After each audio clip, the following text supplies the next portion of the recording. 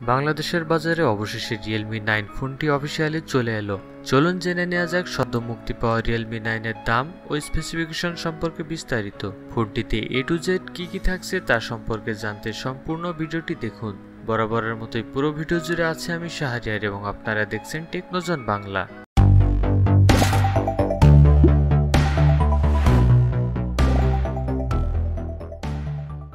Realme 9 ফোনটির body প্লাস্টিকের হলেও এর ডিজাইনের বদৌলতে ফোনটি বেশ প্রিমিয়াম ও মিনিমালিস্টিক দেখতে। ফোনের ব্যাকে রয়েছে রেয়ার ক্যামেরা মডিউল ও Realme এর লোগো। ক্যামেরা মডিউলে তেমন কোনো নতুনত্ব থাকছে না। Realme এবং এর সিস্টার ব্র্যান্ডের অন্য কিছু ফোনও আমরা একই ডিজাইন দেখেছি। অবশ্যই এটা কোনো সমস্যা না। ফোনের সামনে রয়েছে 5 হোল কাটআউট ডিসপ্লে।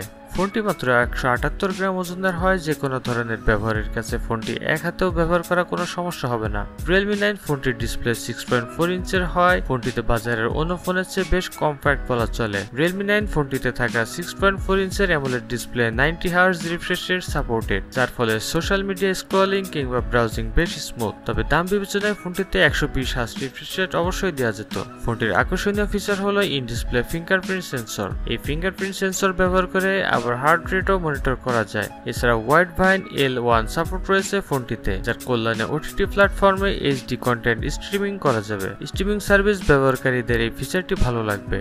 Realme 9 ফোনটির সবচেয়ে হতাশাজনক ফিচার হলো এর স্ন্যাপড্রাগন 680 প্রসেসর।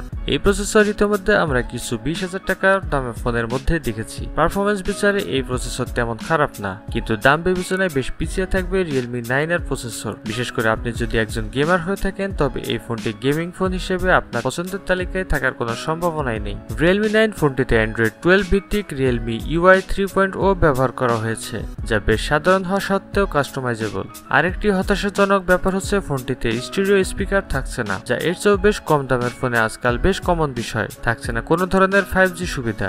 মোট কথা পারফরমেন্স সেকশনে তেমন কোনো চমক নেই Realme 9 ফোনটিতে।